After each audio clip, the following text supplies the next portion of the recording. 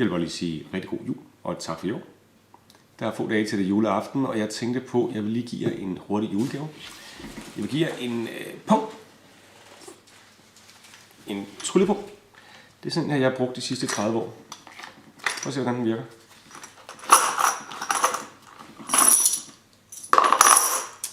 Det er sådan en speciel pung, der er lavet af juicekarton. Og som er foldet på en helt speciel måde, så man kan bruge den som pung. Den vil jeg gerne lige lære dig at lave. Det er bare en firkant, hvor jeg så har ridset tværs over alle 4 sider og har trykket den sammen. Man tager en mælkekarton og en saks, og så klipper man lige. Og lige Jan Klinik show her. Kan I se det? Så tager man en lineal. Så tager man lige afstanden her og ser om den er 7. Nej, er lige godt. Det her. Og så bare klip.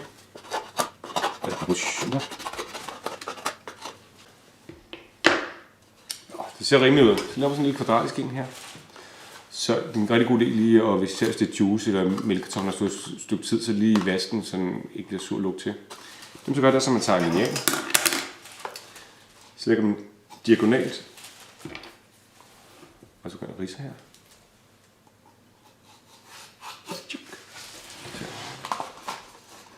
Ridser.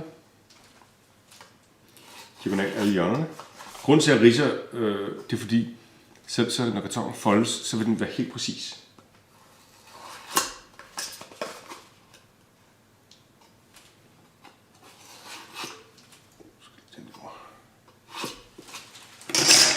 Det er rigtig godt, så kan I se, jeg har ridset sådan lige der. Det man så gør her, det er, at jeg går ind og folder langt ridsen. Så der er en tværgående ridse der, så folder jeg en gang ned der. Folder den ned en gang, folder 2. Og vupti, så har vi faktisk en lille punkt her. Andet er det ikke. Og jeg vil lige sige til jer, at de her punkter her kan jo laves i mange størrelser. Her er for eksempel en stor en. Den har jeg brugt i mange år. Den er også god, for den kan også have store pengesæder i.